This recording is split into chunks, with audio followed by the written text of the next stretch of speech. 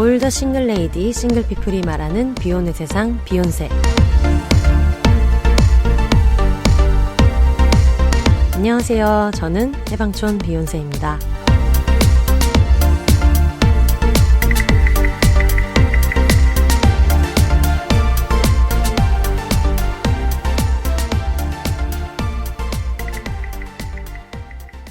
안녕하세요. 해방촌에서 글쓰는 해방촌 비욘세입니다. 비혼입니다.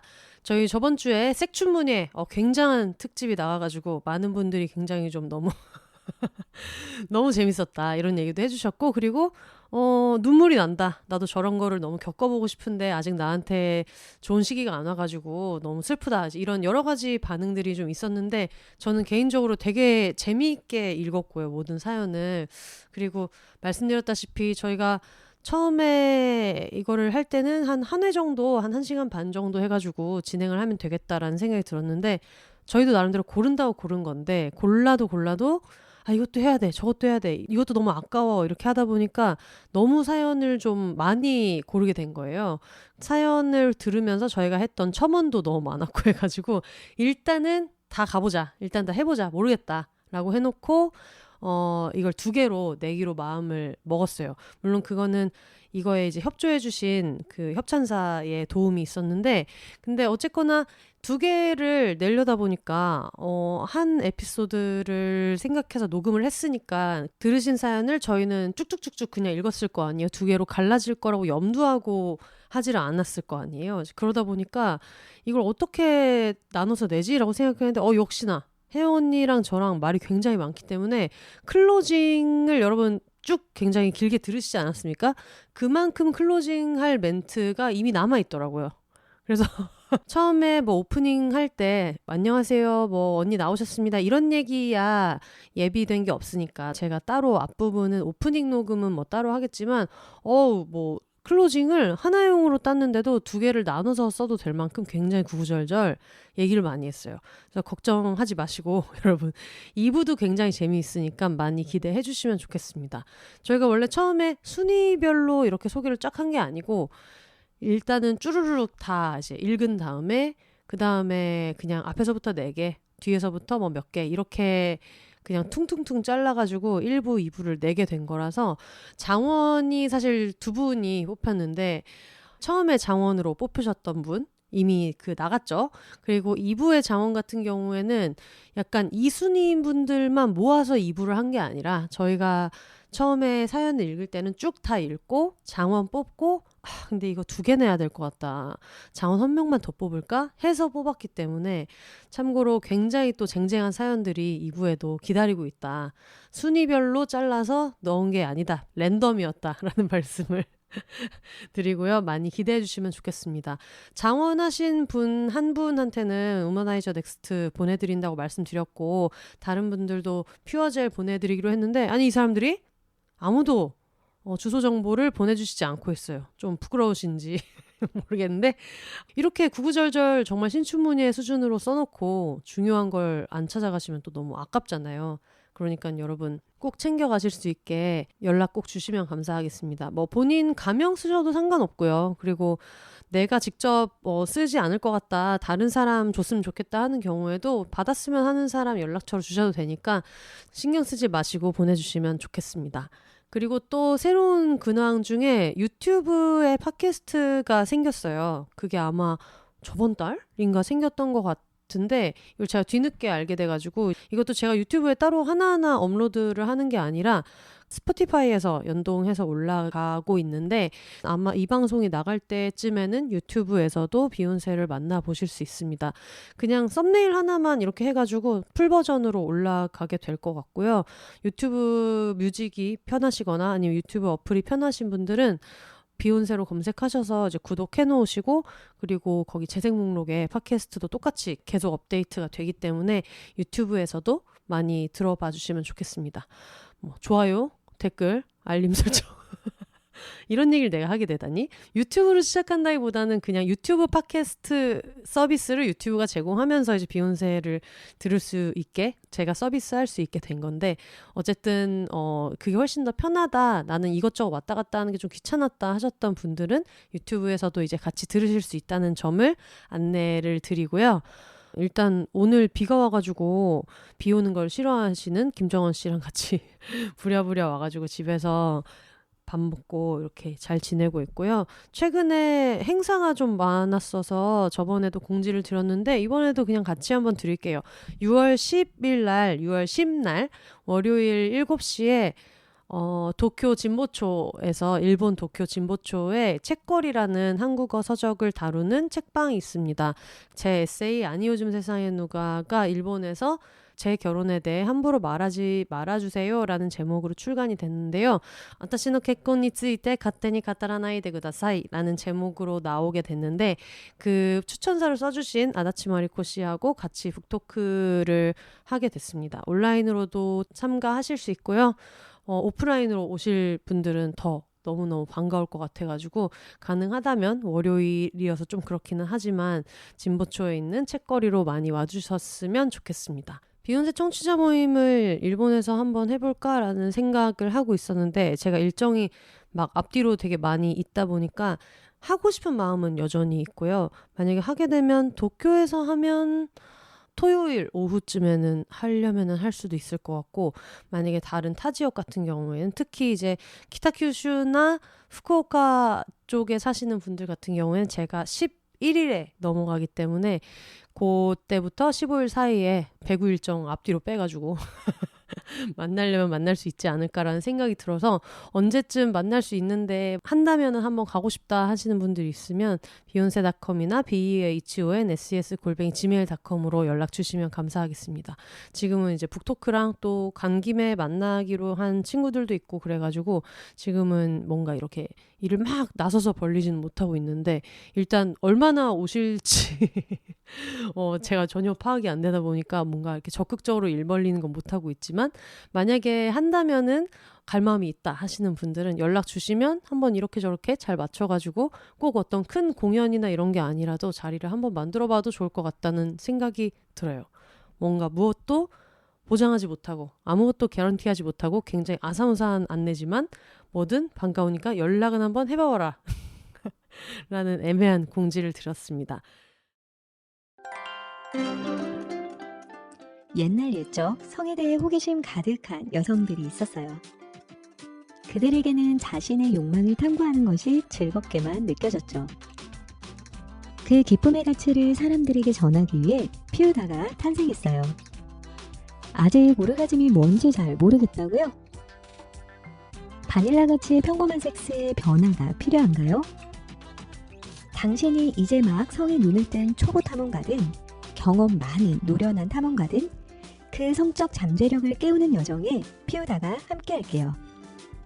다양성과 안전을 고려해 꼼꼼하게 고른 성생활 용품이 궁금하다면 온라인 쇼핑몰 piod.com, 유익한 성생활 정보 무료 구독은 피우다 레터를 검색해주세요. 비욘세 청취자의 오르가즘익한 라이프를 위해 회원가입 시 추천인의 영어로 비욘세를 입력하면 현금 같은 적립금을 2배로 드립니다. 특별히 5월 한 달 동안은 회원가입을 하는 모든 분들께 우머나이저 할인 쿠폰도 넣어드릴게요. 기술과 감각의 조화가 어우러진 색다른 즐거움의 세계. 지금 피우다에서 시작하세요.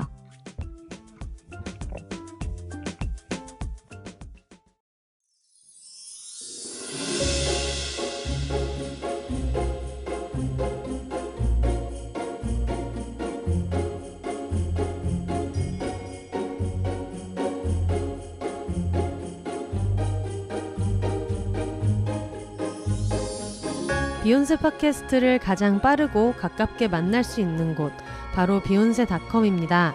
비욘세 티셔츠, 공식 맥주잔 같은 공식 굿즈부터 책 미루리라 오늘 헤어졌다, 난 슬플 땐 봉춤을 춰도 묶음 배송으로 함께 구매하실 수 있습니다.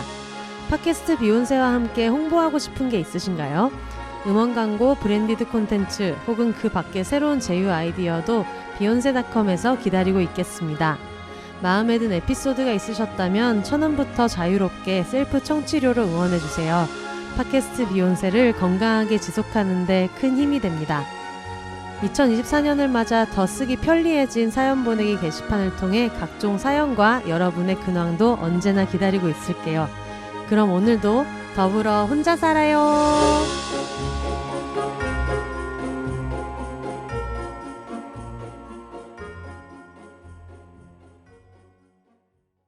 오늘은 제가 책 하나를 여러분하고 같이 좀 이야기를 나누고 싶은 게 있어가지고 가지고 왔는데 바디 뉴트럴이라는 책이에요. 아마 이 책에 대해서 이미 알고 계시는 분들도 좀 계실 것 같고 책에 대해서는 모르더라도 이 개념에 대해서 들어보신 분들도 계실 것 같아요. 개념만 들었을 때는 이게 어떤 얘기일까라고 좀 궁금해하실 수도 있고 생소하게 느껴지실 수도 있는데 한번 차근차근 설명을 해보도록 하겠습니다. 이 옐로브릭이라는 출판사에서 나온 책인데 이 책의 출간 전 모임 같은 걸 했을 때 그때 계시는 분들 중에 한 분이 비욘세 청취자분이 계셨었나 봐요. 그분이 비욘세에 한번 이걸 소개해보면 어떠냐, 한번 연락해보시면 어떠냐, 비욘세 청취자분들이 굉장히 좀 좋아하실 것 같은 책이다라고 얘기를 해주셨다고 해서 일단 듣고 계시면 청취자분 어느 쪽에 계시는지 모르겠는데 제가 마음으로 큰절을 하고 있고요. 연락을 대표님이 주셨는데 먼저 제목에 나와 있는 바디 뉴트럴 자체가 이제 신체 중립주의고 부제처럼 옆에 이제 조그맣게 당신의 몸은 그저 아무렇지 않다라는 한 줄이 들어가 있는데 이거는 일단은 읽어봐야겠다. 그리고 소개를 하기에 앞서서 제가 너무 정독해보고 싶은 책이어가지고 보내주신 상세 설명도 잘 읽어보고 하면서 그때부터 좀 매력적으로 생각을 했던 책이에요. 근데 나중에 뒤에 말씀드리겠지만 사전에 주신 정보로는 다 담을 수가 없는 워낙에 양도 방대하지만 내용도 굉장히 깊어가지고 최근에 봤던 책 중에 정말 저 개인적으로 느낀 울림으로는 최고봉이다라고 말씀드릴 수 있을 것 같은 책입니다. 아마 이거는 뒤에 차차 이야기를 자세히 드리면 아실 수 있을 것 같아요. 먼저 작가 이름은 제시 닐랜드입니다. 제시 닐랜드라는 작가 겸 강연자 그리고 코칭 일을 많이 하고 계신 분이에요. 어떤 거에 대한 코칭을 하시냐면 이분이 원래는 뉴욕시에서 한 10년 정도 개인 트레이너, 우리가 알고 있는 그런 운동을 가르쳐주는 트레이너로 계속 일을 했었고 그 뒤에 사람들의 몸을 좀 바꿔줘 보기도 하고 그리고 나중에 신체 긍정주의 뭐 이런 바디 포지티브 메시지들이 많이 나올 때 거기에서도 굉장히 많이 감명을 받아서 관련된 도움도 많은 사람들한테 주고 하다 보니까 이걸로는 뭔가 충분하지 않다. 내 몸을 사랑하게 만드는 거 그리고 내 몸을 변화시키는 것만으로는 해결할 수 없는 각자 개인의 문제가 많다는 거를 이제 느끼고 몸에 대한 불안, 부정적 감정을 극복하고 몸과의 관계 자체를 개선하도록 돕는 내용의 코칭 작업을 많이 하고 계시다고 합니다. 그런데 지금 이 책을 옮기신 분이 출판사 대표님이 직접 옮기셨어요. 임혜진 번역가님 겸 옐로우브릭 대표님이 이걸 옮겨주셔가지고 너무 좀 궁금한 거예요. 이게 일반적인 번역서랑 다르게 직접 본인이 가져오셔가지고 번역까지 직접 해주신 게 어떤 다른 의미가 있지 않을까라는 생각이 들어가지고 동시대를 사는 한국인 여성으로서 이 책을 나는 가지고 와서 소개하고 싶다라고 생각하신 데는 또 어떤 이유가 있지 않을까? 그런 생각이 드는 거예요. 그래서 원래는 그냥 저 혼자 소개를 하려고 했다가 그래도 이게 어떤 점에서 공감할 것 같아서 가지고 오셨는지가 너무 궁금해가지고 제가 이거를 따로 여쭤본 게 있거든요. 그랬더니 이렇게 답변을 해주셨어요. 출판사 메일함에 매일같이 쏟아지는 해외 도서 소식 중에 마음에 꽂히는 책이 아주 가끔 있는데요. 1년 전에 접했던 이 바디 뉴트럴이 그랬습니다. 저는 평소에 여성들의 외모 컴플렉스 문제를 안타까움과 분노, 나아가 절망감까지 느껴왔던 것 같아요. 저 또한 젊은 시절에 외모와 관한 자기 혐오가 꽤 있었고요. 그런 저를 보면서 엄마가 참 안타까워하셨는데 왜냐하면 당신이 외모 컴플렉스로 삶을 허비했다는 걸 아셨기 때문이에요. 엄마는 어릴 때 공주놀이도 좋아하고 거울 보면서 예쁘게 꾸미는 것도 좋아하는 평범한 소녀였는데 어느 날 사촌 언니가 너는 커서 쌍꺼풀도 하고 코도 해야겠다 라고 하셨대요. 놀랍게도 그 말 한마디에 엄마는 어두운 자기 혐오로 점철된 사춘기를 보내게 됩니다. 그리고 성인이 된 후 이성교제까지 이 외모 열등감은 영향을 미치게 되죠. 이제 저는 40대 후반이고 딸이 사춘기를 지나 성인이 되었어요. 저의 외모 컴플렉스는 나이가 들면서 많이 가벼워지고 이 책처럼 뉴트럴한 중립적인 상태로 자연스럽게 바뀌었는데 딸을 키우면서 보니 또 요즘 시대 소녀들의 외모 불안 문제가 상상 이상으로 심각하더군요. 저의 사랑스러운 딸이 스스로를 못생겼다고 비하하고 우울해하는 모습이 답답하고 안타까웠는데 주변에 보니 뼈말라를 추구하거나 어린 나이에 성형을 하거나 더 심각한 아이들도 많아서 마음이 너무 아팠습니다. 외모 불안은 분명 우리 여성들의 영혼을 잠식하고 삶을 파괴하는 병이고 이 책의 신체 중립주의 개념이 사회적으로 확산되어서 도움을 받는 분들이 있었으면 좋겠다는 마음으로 기획하게 됐습니다. 라고 답변을 주셨어요. 그래서 안 그래도 여러분 옐로브릭 출판사를 한번 검색해 보시면 출판사에서 내고 있는 이야기들이 따님이 계시지 않을까라는 생각을 했었는데 실제로 계시구나라는 생각이 들었었는데 리스트를 보면 아마 약간 감이 오실 것 같아요. 이 책도 저는 보자마자 저는 이제 딸은 없지만 조카가 있기 때문에 조카 생각이 또 나고 했었어가지고 요거를 한번 자세히 소개를 해보도록 하겠습니다. 일단 외모에 대한 이야기, 몸에 대한 얘기를 할 때 이제 빼놓을 수 없는 게 그 외모 지상주의가 또 있었잖아요. 외모 지상주의가 있었다가 나중에는 어떤 몸도 아름답다, 다 자기 몸을 좀 긍정해야 된다라는 신체 긍정주의, 바디 포지티비티가 나왔는데 저도 예전에 그런 생각이 나거든요. 장미란 선수의 두 팔은 아름답다, 막 이렇게 이야기를 하는 걸 보면서 장미란 선수의 두 팔이 왜 아름다워야 되는가라는 생각이 드는 거예요. 손흥민의 두 종아리가 아름답다. 이런 얘기는 별로 들은 적이 없거든요.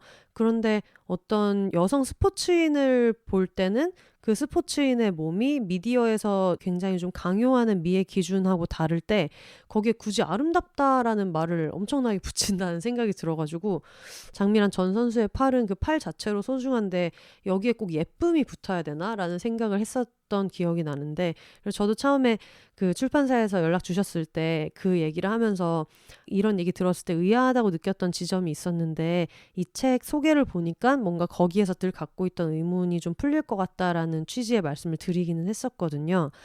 신체 긍정주의 자체는 너무 좋은 개념인데 끝끝내 자기 몸을 긍정하지 못하는 사람들도 있을 수 있잖아요. 근데 그러면 이것은 어떤 실패인가? 이런 생각을 저 스스로도 좀 많이 하고 있었던 것 같아요. 저자도 비슷한 이야기를 여기에서 하는데요. 자기 자신의 결점이랑 모든 걸 다 사랑할 수 있다라는 개념 자체가 굉장히 많은 사람들을 흥분시키고 해방감을 느끼게 해줬는데 여기에서 어떤 한계를 또 발견하게 됩니다. 저자인 제시 닐랜드는 본인은 사실 문화가 여성에게 기대하는 외모에 굉장히 가까웠다고 이 책 전체에서 여러 번 얘기하고 있거든요. 젊고 또 장애가 없고 백인이고 본인은 스스로를 논바이너리로 정체화하고 있지만 뭔가 여성으로 패싱되는 외모에 여성적으로 예쁘고 몸매도 트레이너를 하셨기 때문에 또 탄탄하고 그래서 내가 내 몸을 긍정하는 거는 생각보다 굉장히 쉬운 일이었다는 거를 책에서 고백하고 있어요. 그래서 그런 몸에 자기가 갖고 있는 어떤 뭐 붓기나 셀룰라이트나 뾰루지 같은 거를 긍정한다고 해봤자 결국은 사회가 말하는 표준 외모에 이미 들어가기 때문에 자기한테 그게 굉장히 좀 쉬운 일이었다라고 이야기를 하는 거예요. 그래서 그 메시지에 공감하는 사람들조차도 어떤 사람들은 내가 이 세상의 기준에서 나를 스스로 좋아하는 거는 좀 불가능한 일이다라는 얘기를 들었다고 책에서 전하고 있습니다. 이게 좀 많이 공감되는 게 뭐냐면은 그런 좌절감이 있어요. 제가 예전에 태국 여행을 가거나 했을 때 호스텔에서 막 친구들이랑 친해지잖아요. 그 완전 그런 금발에 백인 얼굴에 막 이런 친구들이 요가 매트 둘둘둘 말고 막 다니면서 룰루레모 같은 그런 요가복 같은 거를 막 입고 와가지고 화장기 없는 얼굴로 돌아다니면서 아 나는 여기에서 좀 진정한 나 자신으로 있을 수 있는 게 너무 행복하고 메이크업 같은 거 별로 하지 않고 이렇게 여기서 있을 수 있는 시간이 너무 좋다. 내가 여기서 스스로를 찾은 느낌이야. 이렇게 이야기를 하는데 저는 그걸 보면서 어쨌든 미의 기준 자체가 백인 위주로 설계돼 있기 때문에 그래서 그런 얘기를 많이 하더라고요.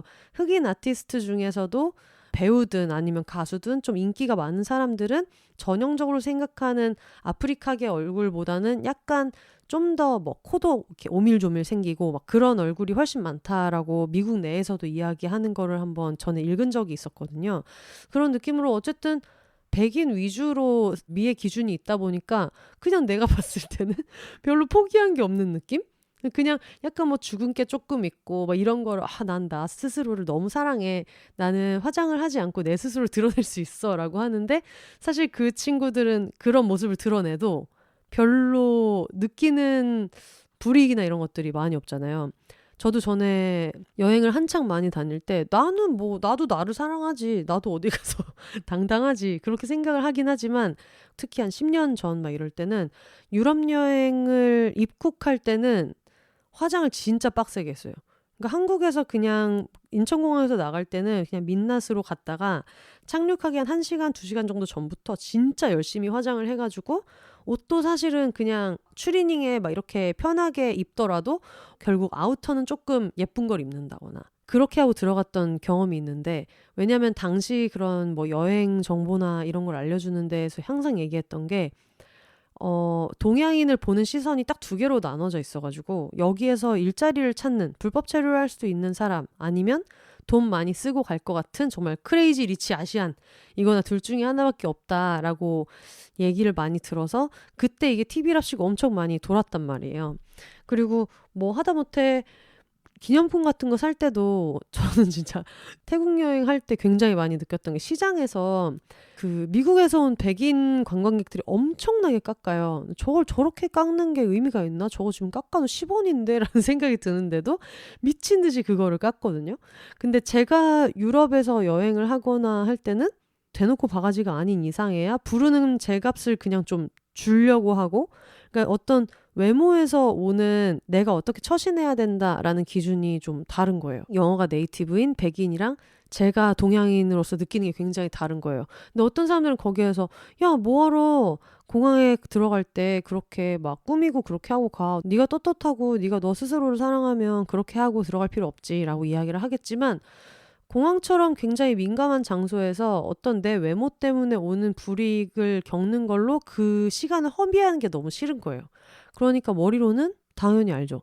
만약에 내 외모가 어떻다고 해서 괜히 세컨더리로 날 데리고 가거나 나한테 불필요한 질문을 한다고 하면은 이거는 명백한 인종차별이고 거기서 내가 필요한 할 말을 해야 해 라고 생각은 하지만 피곤하고 이게 훨씬 더 해결하기 빠른 방법이고 그렇기 때문에 친구인 백인 여성이 근데 요즘 공항은 그런 거 없어. 그냥 너 편한 대로 하고 가라고 해도 그게 안 되는 스스로가 저한테 있었단 말이에요. 그거랑 비슷하게 이분도 거기에서 어떤 그런 한계를 느낀 거죠. 나는 비교적 바디 포지티브 하기가 좋았어. 그리고 나도 사실 그거에 굉장히 심취해 있었어.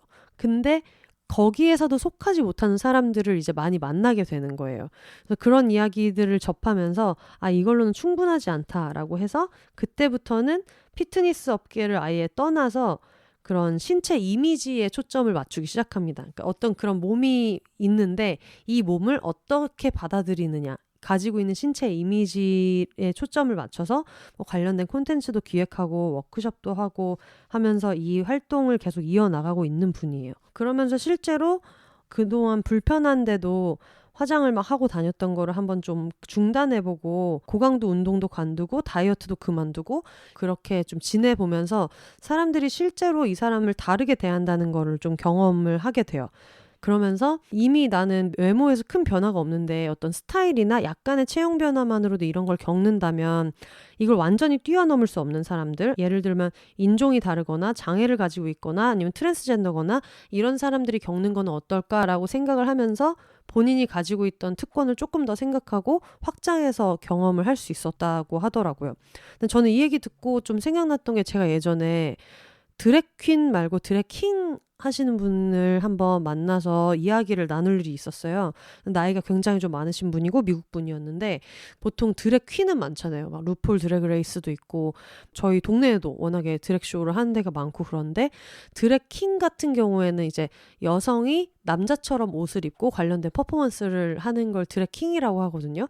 뭐 어떤 분들은 광대 같은 데를 되게 이렇게 쉐딩을 되게 세게 넣거나 뭐 수염을 붙인다거나 그리고 어떤 분들은 왜 드래퀸도 그 남성기를 페니스를 보이지 않게 하는 여러 가지 방법이 있잖아요. 그런 식으로 막 가슴을 뒤로 이렇게 막 밀어가지고 남자 몸처럼 만들어서 비슷하게 어떤 코스튬을 입고 퍼포먼스를 한다거나 하는 경우가 있는데 그때 그분이 하셨던 얘기가 굉장히 인상 깊었던 게 물론 나는 스스로가 남자 몸을 가지고 있다고 느껴서 드래킹 퍼포먼스를 하시는 분들도 있겠지만 근데 기본적으로는 어떤 퍼포먼스의 관점이어서 내가 이 드래킹 퍼포먼스를 하고 있을 때는 남성의 자아로 쇼를 하는 거잖아요. 그러니까 이름을 부를 때도 쇼네임을 따로 부르고 원래 있는 이름을 부르는 게 뭐 실례고 이런 것들이 있는데 그때 그 얘기를 하시더라고요. 처음에 쇼를 바로 무대에 올라간 게 아니고 그냥 드래킹을 약간 어설프게 그러니까 남장 같은 느낌으로 하고서는 거리를 한번 걸어봤는데 한 번도 누군가가 나를 쳐다보지 않는다는 걸 느낀 거예요. 쳐다볼 때 자기가 여자 몸을 하고 있을 때는 뭐 예쁘든 아니든 간에 어떤 스타일을 평가하는 눈빛일 수도 있고 지나가는 사람을 캣콜링 하듯이 귀염둥이 어디가? 막 이런 식의 그런 시선을 받지도 않고 하니까 거기에서 느끼는 쾌감이 좀 굉장히 많이 있었다는 거예요. 그러니까 분명히 세상은 똑같은데 내가 여성의 어떤 모습을 하지 않았다는 것만으로 정말 말 그대로 좀 중립적인 여기에서 얘기하는 것처럼 와 남자다 뭐 잘생겼다 뭐 이런 게 아니라 그냥 그러거나 말거나 하는 눈빛으로 자기가 그냥 걸어가는 거를 아마 사람들이 모르나 보다 싶을 정도로 그런 경험을 한번 했었는데 거기에서 오는 쾌감이 좀 엄청 컸다는 거죠. 그러다 보니까 나중에 이제 무대에서 막 퍼포먼스를 하고 포효하고 소리 지르고 하더라도 내가 이걸 여자 몸으로 했을 때는 미친년이 되는데 남자 몸을 가지고 하니까 이건 그냥 약간 카리스마로 받아들여지고 이제 이런 이야기들을 했었던 적이 있거든요. 그 얘기를 들으면서 얘기를 들어보니까 한번 체험해보고 싶다. 그러니까 내가 드래킹을 하고 싶다, 퍼포먼스를 하고 싶다가 아니라 너무 유토피아 같은 얘기잖아요. 보통 사람들이 귀찮은 시선을 겪거나 할 때 야 네가 인기가 많아서 그래 이런 말도 안 되는 좀 쌉소리를 하는데 사실은 그냥 내가 있거나 말거나 내가 그냥 걸어가는 것만으로 주목받고 싶지 않고 그런 마음이 누구한테든 있잖아요. 사실 우리는 뭐 예전엔 그런 것도 있었던 기억이 나거든요. 검은 스타킹 며칠부터 신을 수 있냐.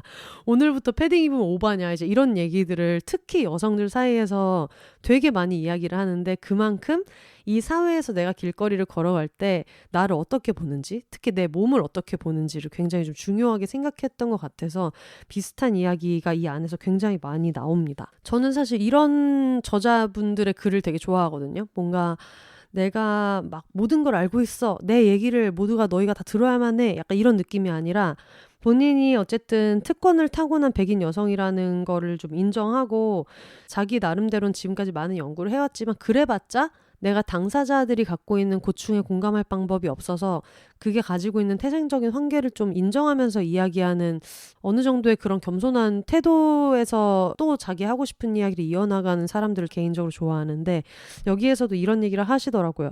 내가 시스젠더 남성이 쓴 페미니즘 책을 읽고 싶지 않듯 당신도 나 같은 사람이 쓴 신체 수용에 관한 책을 읽고 싶지 않을 수 있다. 그러면서 동시에 날씬하고 예쁜 백인 여성들이 자신의 몸을 사랑하는 법을 배우는 일은 인종, 뚱뚱한 체형, 퀴어와 트랜스젠더에 속한 사람들에게 정의와 공정을 크게 가져다 주지는 못한다.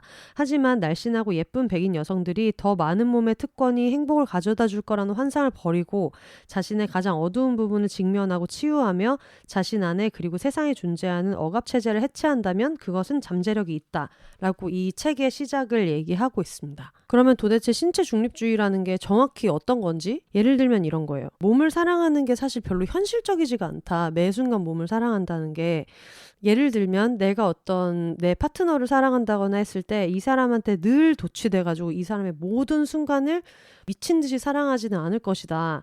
사랑을 좀 더 현실적으로 인식해야 된다는 이야기를 하는데 그런 의미에서 이제 신체 중립성은 좀 부담감을 줄여줄 수 있다. 나는 왜 나를 그렇게 열렬히 사랑하지 못하지? 난 정말 쓰레기인가 봐 라는 데까지 가지 않고 신체 긍정주의와 다르게 중립주의는 요 정도는 할 수 있지 않을까 정도의 느낌을 주는 건데요.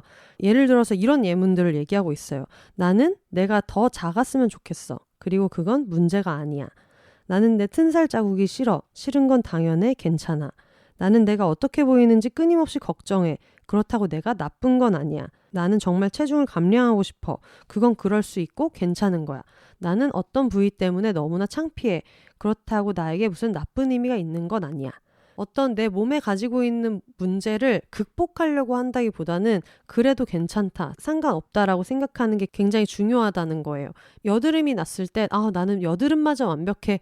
이 여드름은 정말 작곡이요 라고 생각하는 것도 있을 수 있겠지만 그게 아니라 내가 여드름이 났다는 걸 그냥 인정하고 그런데 동시에 내가 이 여드름을 싫어할 수도 있다는 걸 그냥 그대로 있는 그대로 좀 바라봐야 된다라는 얘기들을 하고 있습니다. 있거나 말거나 별로 상관이 없다라는 개념에서 저는 이 여드름 얘기를 들었을 때 제일 먼저 저한테 빡 생각난 게 뭐냐면 제가 예전에 일본에서 유학을 했잖아요. 1년 반 정도 아주 짧게 살았던 적이 있었는데 그때 나중에 친구들이랑 막 이렇게 친해지고 나서 되게 조심스럽게 친구가 저한테 한번 물어봤던 게 혼세야 있잖아. 너는 왜 팔털을 안 밀어? 라고 한 적이 있었거든요.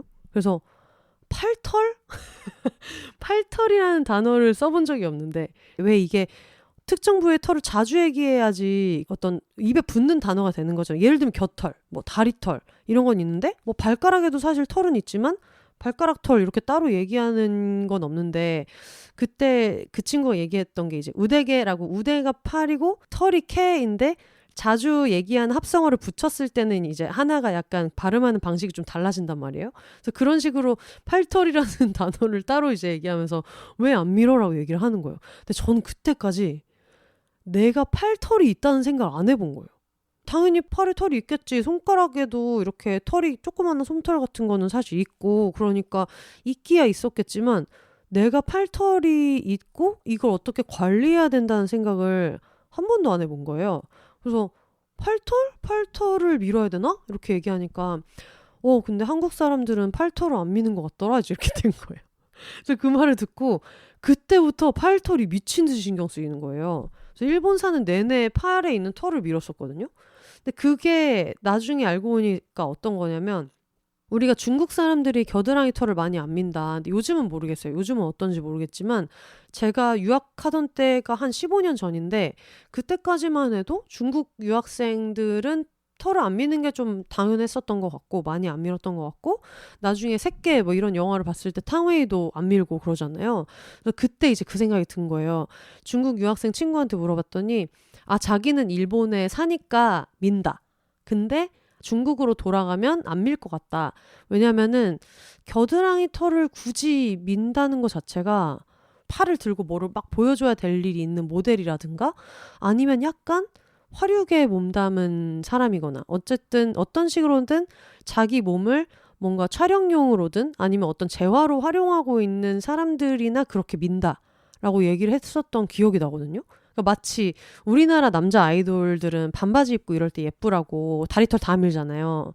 요즘은 비연예인 남성분들도 많이 밀기는 하지만 그냥 우리가 일반적으로 생각할 때는 뭐 연예인이나 밀지 그중에서도 아이돌이나 밀지라고 생각하는 것처럼 겨드랑이 털이 좀 그랬었던 거예요. 그래가지고 근데 이제 어쨌든 그 팔털 얘기를 듣고 나니까 그걸로 이해를 하게 된 거야. 중국에서 겨털을 안 미는 거에 대해서도 좀 이해하게 되고 이게 좀 팔털 미는 것만큼 좀 유난스러운 거구나. 우리는 겨털 미는 게 좀 당연하다고 생각하는데 맞아. 저렇게 그냥 안 밀면 안 미는 건데 왜 저게 밀어야 된다고 생각했을까라고 했던 기억이 어렴풋이 나는데 어쨌든 그때 팔털 얘기를 듣고 나니까 한국에 와서도 팔털만 보이는 거야. 친구들 팔털만.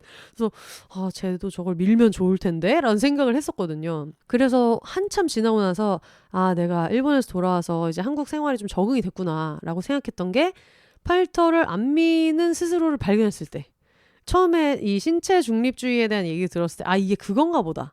예쁘고 뭐하고를 별로 이렇게 판단을 안 하는 거고 그냥 팔털은 그냥 여기 있는 거고 그렇다고 제가 나는 나의 팔털을 너무너무 사랑해.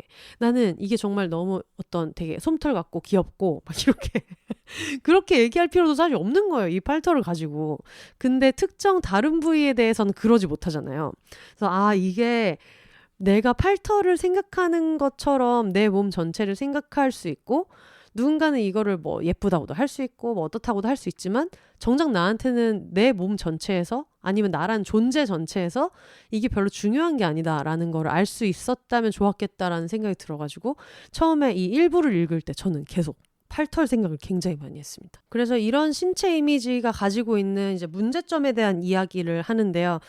자기도 모르게 이 신체에 대한 어떤 그런 위계를 갖고 있다는 거예요. 예쁜 몸, 좋은 몸, 나쁜 몸 이런 게 정해져 있는 게 이제 문제라는 거죠. 그러면서 내 몸은 어디 있는 몸이지를 자꾸 생각하게 만들고 내가 나 스스로를 바라보지 못하고 다른 사람들이 나를 볼 때 나는 어떤 몸인가를 끊임없이 생각하게 만든다. 그래서 요 책도 책이지만 이제 이 저자분이 다른 그때 팟캐스트였나 어디에서 얘기하시는 걸 들은 적이 있는데 이 어린 소녀들한테 하는 칭찬이 크게 두 가지인데 하나는 예쁘다. 아유 귀여워. 정말 예쁘다 하는 거랑 아유 착하지. 그러니까 모든 여자애들은 외부에서 나를 쳐다볼 때 누가 나의 외견을 예쁘다고 해주거나 아니면 내가 누군가를 잘 챙겨주고 다른 사람들을 배려해서 그 배려하는 태도에 대해서 이야기를 하거나 그러니까 쉽게 말하면 이 여자아이가 스스로가 스스로에 대해서 생각할 시간은 별로 없고 외부에서 볼 때 어떤지 그리고 다른 사람들을 어떻게 대하는지 이 관계 안에서 이 아이를 평가한다라는 얘기를 다른 매체에서 얘기하시는 걸 들은 적이 있거든요. 그래서 결국 이게 굉장히 길게 연결돼 있다고 하면서 이 신체 이미지의 문제를 갖고 있는 사람들이 나와요. 근데 이 신체 이미지의 문제를 갖고 있는 사람들은 사실 저도 그렇고 청취자분들 대부분이 아마 그렇겠죠.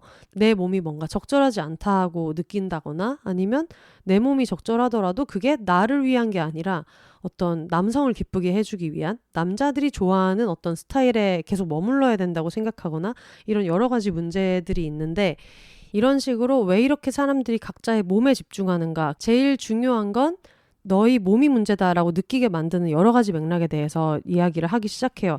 내 몸에 엄청 집착하고 난 다이어트를 꼭 해야 돼. 나는 지금 이것만 좋아지면 난 다 나아질 수 있어. 내가 지금 연애를 못하는 것도 내 몸 때문이고 내가 일이 안 되는 것도 다 내 몸 때문이야 라고 계속해서 생각하고 모든 것을 몸을 투영해서 생각하게 만드는 경향이 있는데 사실 애초에 몸 때문에 모든 게 문제다라고 생각하게 하는 것 자체가 몸을 너무 비대하게 문제 삼는 것도 있지만 더 큰 문제는 몸을 방패막이로 그냥 앞에 표면적으로 드러내놓고 굉장히 많은 문제를 좀 은폐하게 만든다라는 이야기를 하거든요. 그래서 좀 읽어보자면 문화적, 사회적 상황은 우리 자신과 고통을 이해하는 방식에 영향을 미친다. 몸과 외모에 집착하는 현 문화에서 우리의 고통은 종종 신체 이미지 문제로 조직화된다. 어디를 둘러보아도 우리 몸이 문제라는 거짓말을 강화하는 메시지와 이미지가 우리를 에워싸고 있다. 그것들은 우리가 필요한 모든 것을 얻는 열쇠는 몸을 바꾸는 것이라는 환상을 떠받치고 있다. 하지만 이러한 환상이 아무리 현실적으로 느껴지더라도 신체 이미지 문제는 언제나 눈속임일 뿐이다. 너의 체중, 허벅지, 흉터, 셀룰라이트를 좀 봐. 당신의 마음은 다급하게 말한다. 억압, 감정, 충족되지 않은 욕구, 욕망, 고통은 보지 마. 기분이 좋지 않겠지만 우는 아이 앞에서 장난감을 흔들고 있는 부모처럼 당신의 신체 이미지 문제는 진정 당신을 도우려는 것이다. 하지만 이 모든 것의 잔인한 아이러니는 거짓말 자체가 여전히 고통을 유발한다는 것이다. 라고 얘기하고 있습니다. 내 셀룰라이트 어떡하지? 하는 게 문제가 아니라 내가 왜 이렇게 셀룰라이트에 지금 집착하게 되었는가를 파보는 게 할 일이다라는 얘기인 거거든요.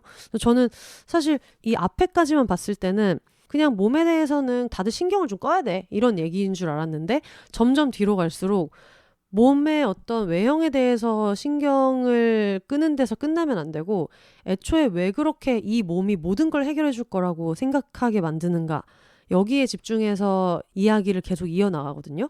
여기서부터 이제 좀 슬슬 재밌고 흥미로워지는 것이 이제 한국인 모두가 좋아하는 MBTI가 있지 않겠습니까? 그런 식으로 내 몸에 대해서 굉장히 좀 비틀린 생각을 갖고 있거나 아니면 표면적으로는 비틀린 생각이 아니더라도 모든 거를 몸이랑 연관지어서 스스로를 괴롭히는 고통받는 사람들의 유형을 이제 4개로 나눕니다. 이제 제가 동그라미를 치면서 이제 심리 테스트 같은 거를 좀 진행을 했거든요. 이 유형을 저자는 이제 아바타라고 해가지고 4가지의 신체 이미지 아바타를 한번 만나봐라 라고 제안을 하는데 신체 이미지 문제에 시달리는 사람들은 적어도 1가지 이상의 신체 이미지 목적이 표면 밑에 숨어 있다 라고 해서 이걸 4개로 나눠요. 우리가 예전에 그런 A형, B형, O형, AB 형 이거 같은 경우에는 내가 A형이면 A형이고 B형이면 B형이잖아요. 근데 여기서는 2개 이상이 복합적으로 연결돼 있을 수도 있다. 2개 이상을 다 가지고 있을 수도 있다라고 했고 저도 보면서 나는 이 타입일 거야 라고 생각을 했는데 한 2-3개는 다 걸쳐 있는 것 같더라고요. 이거를 좀 간단하게 진짜 간단하게 설명을 하자면 매력적인 외모에 집중하는 자기 대상화자 그리고 성취지향자 같은 경우에는 다른 사람보다 우월하고 특별하다. 이런 외부의 인정을 추구하는. 그래서 나중에 이제 예시가 나오는데 예를 들면 식탐을 이기는 게 되게 어렵잖아요. 근데 밥을 계속 안 먹고 뭐 음식을 안 먹거나 하면은 다이어트를 어려워하는 대부분의 사람들은 야, 너 진짜 대단하다. 너 어떻게 그렇게 안 먹냐? 라고 얘기를 할 거 아니에요. 거기에서 나는 쟤네들이랑 달라. 그리고 나는 여기에서 어떤 자제력을 인정받고 있어 라고 느끼는 예시가 나오는데 그런 식으로 어떤 외부 인정이 굉장히 중요한 사람 그리고 관계랑 사회적인 안전을 추구하는 아웃사이더 이름은 아웃사이더인데 결국은 어디에서도 뭔가 자기 자리를 계속해서 찾고 싶은 사람 어떤 그 집단에서 소외되고 싶지 않은 그런 아웃사이더가 있고 그리고 그저 생존하고 대처하려고 하는 도망자 어떤 문제를 회피한다든지 그런 성향을 가지고 있는 이제 도망자라고 해가지고 요거를 테스트를 해서 몇 점이 나오느냐에 따라서 자기가 이제 어디에 가깝냐를 알 수 있어요. 그래서 요게 이제 또 굉장히 좀 재밌는 부분이었는데 자가진단 테스트하는 이제 문항들이 있어요. 그러니까 예를 들면 뭐 1번 외출 준비할 때 당신은 주로 어떤 생각을 하는가? A. 매력적인 사람으로 보이고 싶다. B. 인상적인 사람 혹은 자기 관리를 잘하는 사람으로 보이고 싶다. C. 수용받고 싶다. 혹은 판단받고 싶지 않다. D. 모든 상황에 철저히 대비하고 싶다. 이런 식의 문항이 굉장히 좀 여러 개가 있어요. 저는 이제 처음에 모든 MBTI 그렇듯이 나는 성취지향자지. 요런 식으로. 왠지 성취지향자가 그래도 내가 뭔가를 얻어내려는 어떤 노력을 하는 사람처럼 느껴가지고 이게 좀 멋있다라는 생각을 했었던 거예요. 근데 뭐 나중에 얘기를 하겠지만 저는 아웃사이더였다. 아웃사이더였다는 충격적인 사실을 이제 알게 되었습니다.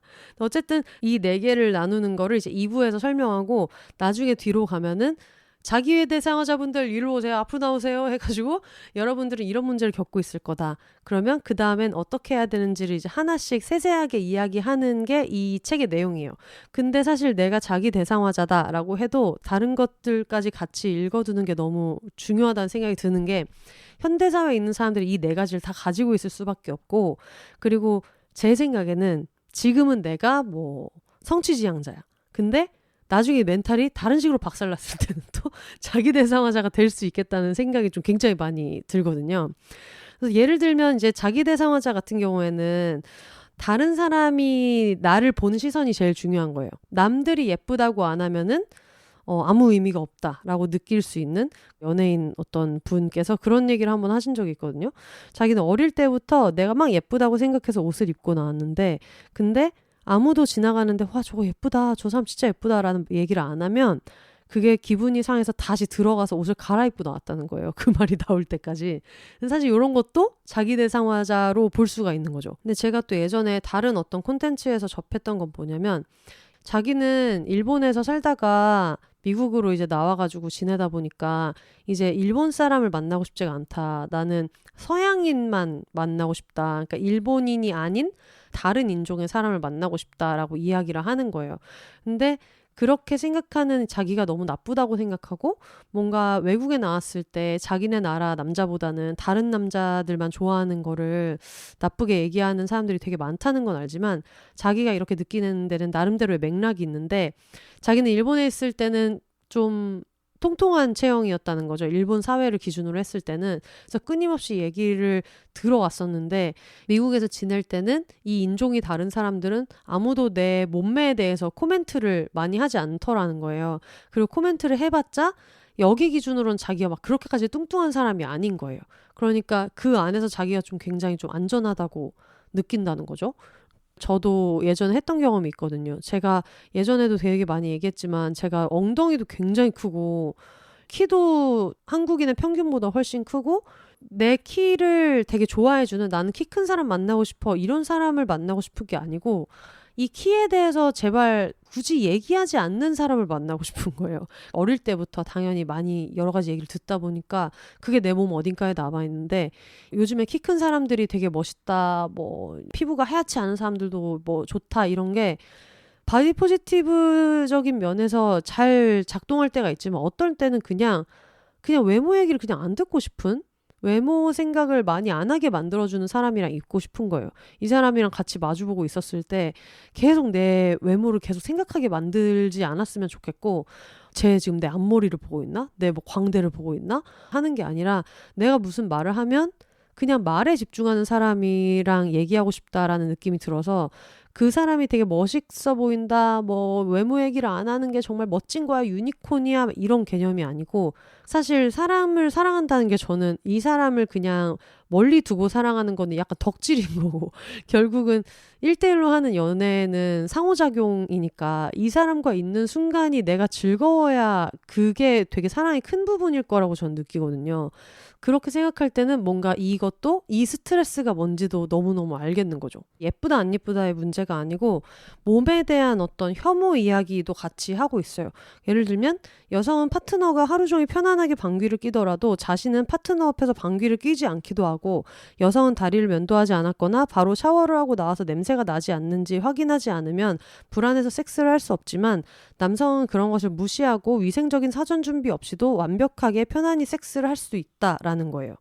그러면서 저자가 이제 굉장한 사실을 얘기합니다. 예전에 20대 초반에 내가 대변을 본다는 사실은 물론이고 소화기관이 있다는 사실조차 조심스럽게 숨겨가면서 남자친구랑 살다가 식중독에 걸려가지고 고통에 몸부림치면서 이제 경련을 일으키며 쓰러지게 된 적이 있었는데, 근데 또 그 와중에도 세면대에 물을 왕창 틀어가지고 마스크팩이랑 바디 스크럽 같은 걸로 여성스러운 목욕을 하는 척을 했다라는 에피소드가 있어요. 그러니까 이 와중에 자기가 지금 폭풍설사를 하고 있는데 남자친구가 그거를 알게 되면 얘도 똥을 싼단 말이야? 세상에, 이렇게 생각할까봐 여성으로 대상화된 상태로서의 자기만 보여주고 싶은 욕구가 너무 크다 보니까 같이 이렇게 있는데도 그거를 도와달라고 하지 못했었던 거예요. 근데 이런 일은 굉장히 많이 있잖아요. 우리도 무슨 연예인이 결혼하고 나서 나는 이 사람이 뭐 화장실 가는 것도 결혼하고 나서 처음 알았다 막 이렇게 얘기했었던 적도 있었고, 결국은 어떤 몸이라는 게 소화기관도 있고 배설도 하고 이런 총체적인 건데 대상화되는 몸, 그러니까 외모로서 소비되는 몸에 대해서만 보여주고 싶어 한다는 거죠. 그러니까 사실 저는 좀 이게 특히 여성들한테 굉장히 크구나라고 느꼈었던 순간들이 있는데, 제가 예전에 일본 살 때, 요즘도 있는지는 모르겠는데 화장실 칸 안에 그 오토히메라고 해가지고 버튼을 누르면은 물소리가 나는 게 있었거든요. 화장실 안에서 그 소변 보는 소리가 나는 게 좀 수치스러우니까 아름다운 물소리를 이제 건전지 들어가 있는 어떤 그런 디바이스가 있어서 그걸 누르면 물소리가 나는 거예요. 근데 그게 나중에 한국에 들어보니까 한국에도 몇 군데 있는 데가 있었던 기억이 나거든요. 화장실 안에서도 심지어 모두 같은 성별에 있는 화장실 안에서조차 소변을 누는 소리라든지 그런 게 들리면 그걸 수치스럽다고 느끼는 분위기가 있다는 거 아니에요. 자기 대상화자라는 게 예쁘게 보이고 싶다 이런 단순한 게 아니고 내 몸을 총체적으로 안 보고 예쁜 거, 뭔가 누군가가 선망하는 것으로만 보여야 된다는 어떤 강박 같은 것들도 좀 연결이 돼 있겠다, 그런 생각이 많이 들더라고요. 결국은 몸이 가진 게 내가 다른 사람들한테 매력적으로 보여야 될 의무가 있다. 그리고 남성에게 성적 쾌락을 줘야 될 의무가 있다라는 이야기라서, 그리고 이 외모뿐만 아니라 성역할, 어떤 식으로 어필될 것인가에 집중하는 것이 결국은 다 자기 대상화자에 들어간다라고 볼 수 있을 것 같아요.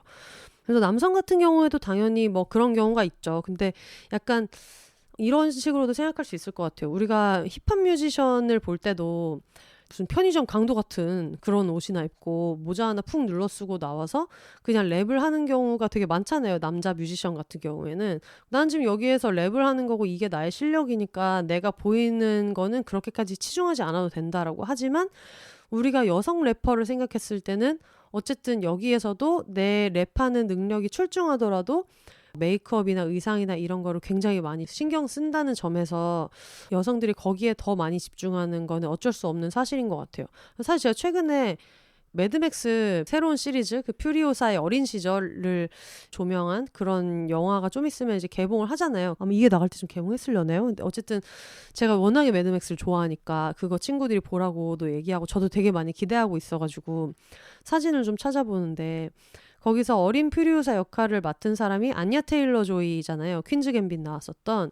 근데 그 시사회에서 크리스 햄스워스랑 안야 테일러 조이, 남자 주인공, 여자 주인공이 나와가지고 이제 포토월에 섰는데 완전 그 금색 드레스, 이렇게 화살이 이렇게 막 이렇게 박혀 있는 몸매가 전부 다 드러나는 드레스를 입고 엉덩이를 이제 뒤로 그 숨막히는 뒤태 포즈 있잖아요. 그래서 골반을 확 틀어가지고 취재진을 엉덩이 쪽을 보면서 이렇게 포즈를 취하고 있고 옆에 크리스 햄스워스는 그냥 평범한 너무 편안해 보이는 그냥 바지에 자켓 입고 그냥 정자세로 앞을 보고 서 있는 거예요.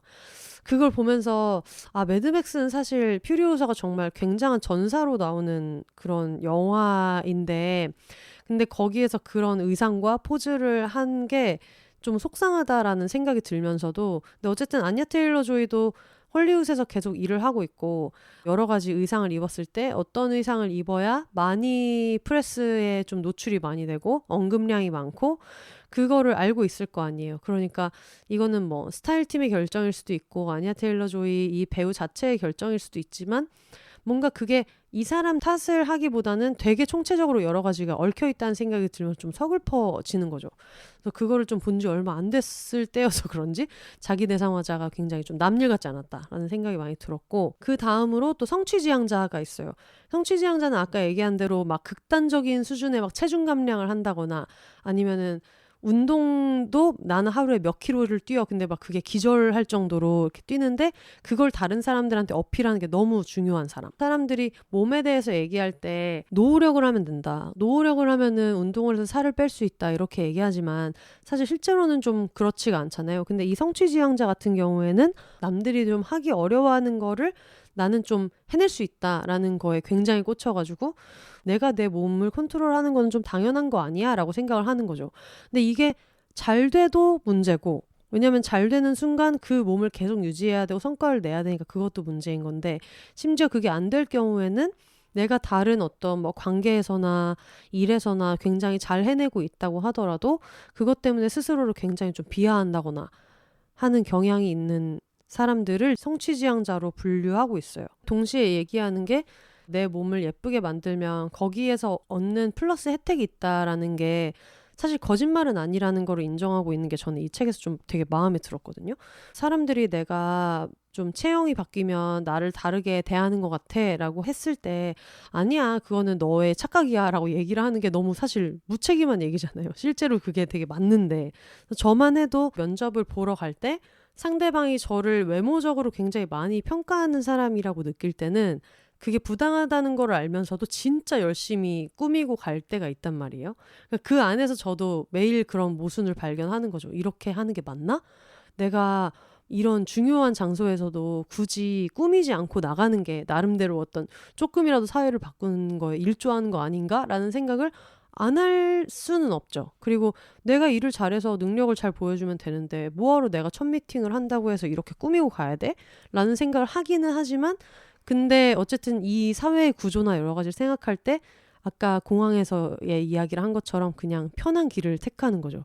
그런 거를 볼 때 사실 이게 없다고 할 수는 없는데 굉장히 성과주의적이고 사람들이 거기에 꽂힐 수밖에 없다는 거는 인정하는데 모든 문제가 그거랑 결부되어 있는 사례를 여기에서는 성취지향자라고 이야기를 하고 있어요. 그래서 여기에 케이트라는 어떤 여성분을 얘기를 하는데 굉장히 마르고 아까 얘기했던 대로 잘 안 먹고 근데 그거 자체가 또래 여성 집단에서 되게 추앙받는 결과가 되는 거예요.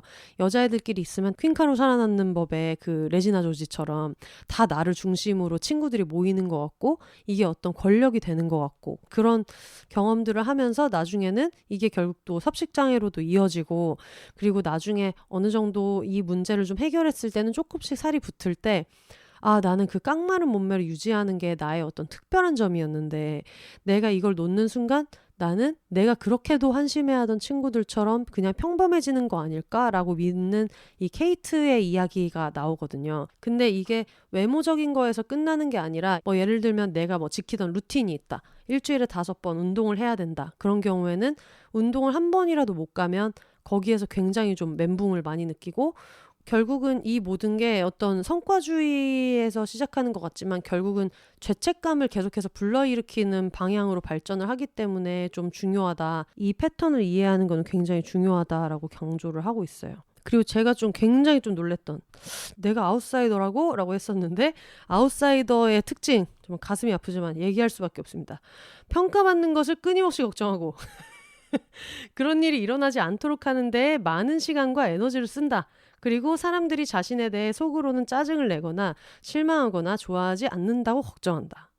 사람들과 잘 지내며 호감형으로 보여도 스스로는 자신이 이상하거나 다르거나 틀렸거나 소외되었거나 외롭다고 느낀다. 자신이 원하는 방식으로 사람들과 관계를 맺는데 어려움을 겪으며 어디에도 속해 있지 않다고 느낀다.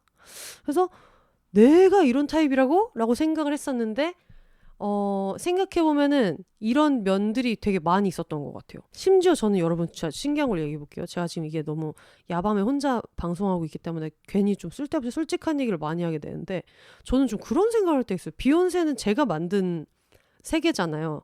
그런데도 뭔가 비욘세가 표상하는 어떤 그런 집단과 이 커뮤니티에 내가 안 속해 있는 게 아닌가? 라는?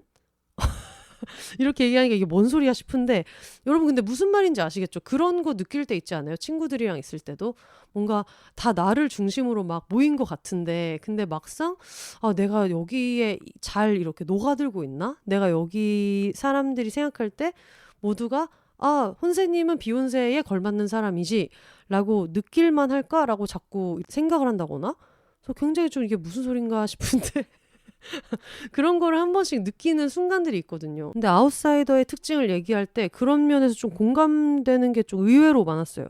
그래서 아웃사이더들의 숨은 신체 이미지 목적은 뭐냐면 소외와 억압의 불이익으로부터 자신을 보호하려는 경향이 있다.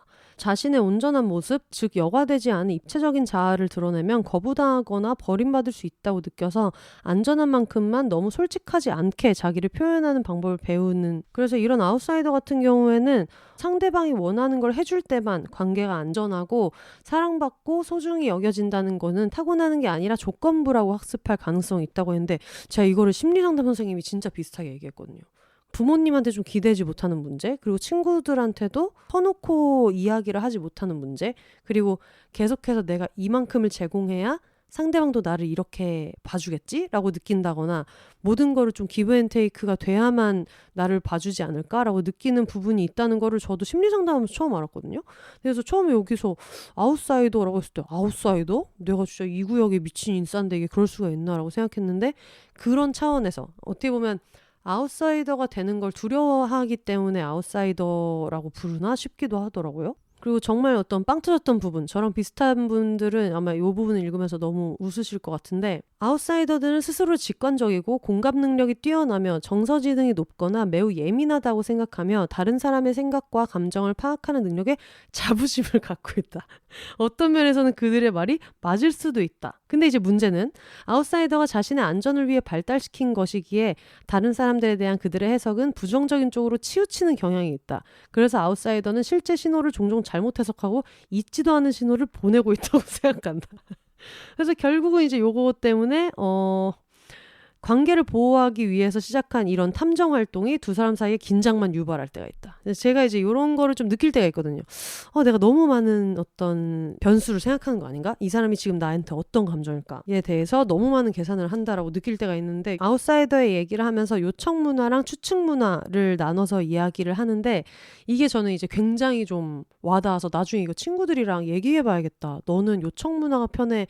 추측 문화가 편해? 이렇게 한번 물어봐야겠다라는 생각을 했는데 만약에 내가 어느 도시에 놀러 간다. 근데 그 도시에 친구가 만약에 산다고 쳐요. 그러면은 나 어디 놀러 가기로 했는데 너네 집에서 좀 자도 돼? 라고 묻는 거는 요청 문화에 익숙한 사람.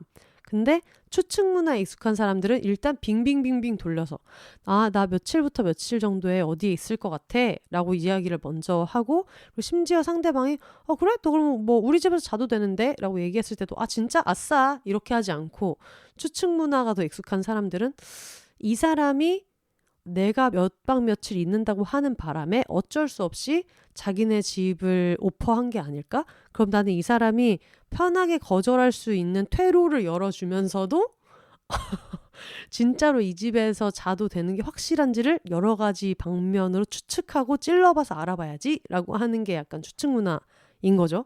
그러니까 이게 그냥 일장일단이 있는데 요청 문화만 좋다고 할 수도 없고 추측 문화도 어느 정도 배려기 때문에 이게 어렵다고 할 수도 없는데 문제는 이제 요청 문화가 익숙한 사람과 추측 문화가 익숙한 사람이 이제 대화를 시작하면 여기서 이제 개박살이 난다. 아웃사이더 같은 경우에는 이 추측에 되게 가까운 거죠. 그리고 제가 읽었을 때 느낌으로는 이 추측이 굉장히 좀 자기가 추측을 잘한다고 착각하는 게 많은 문제를 유발한다. 그래서 이것도 나랑 좀 비슷한 구석이 있다라는 생각이 좀 많이 들었어요. 저는 이제 제 위주로 얘기하고 있기 때문에 이 부분만 살짝 소개를 해볼게요. 근데 결국은 내가 아웃사이더라는 걸 알았다면은 이런 질문에 한번 답해보라고 여기선 제안하고 있어요. 먼저 사람들을 행복하게 해주거나 그들이 당신을 좋아하게 만들려는 목적은 무엇인가? 당신은 무의식적으로 자신의 몸을 어떻게 탓하고 있는가? 사람들과 어울리거나 사람들이 원하는 사람이 되거나 사람들의 감정에 신경을 쓸 때 당신이 정말로 찾고 바라는 것은 무엇인가? 읽고 나니까 좀 생각해보게 되더라고요. 사실 저는 진짜 솔직하게 얘기하면 예전에는 그냥 어릴 때는 팔뚝도 마르고 막 이런 체형이었다가 한 고등학교, 대학교 때쯤 될 때부터 하체에 살이 급속도로 붙기 시작해서 한번 이거를 미친 듯이 살을 빼본 적이 있거든요. 진짜 50 몇 킬로까지 빼본 적이 있었다고 했잖아요.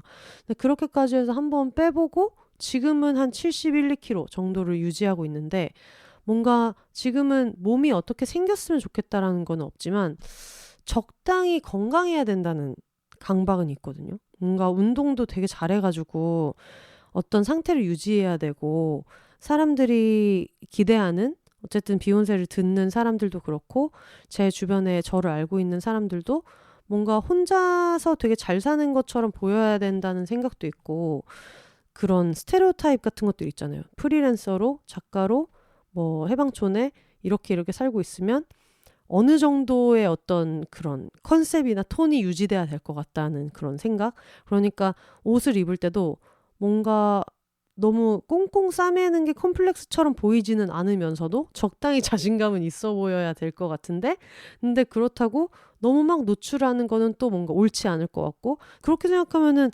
아웃사이더에서 묘사한 게 저랑 굉장히 비슷한 부분이 있는 거예요. 아마 이건 뭐 한국인의 보편적인 거일 수도 있지만 어떤 자리에 갈 때 그 어떤 애매한 지점에 좋은 의상이란 무엇인가 이런 것들을 굉장히 많이 생각하거든요.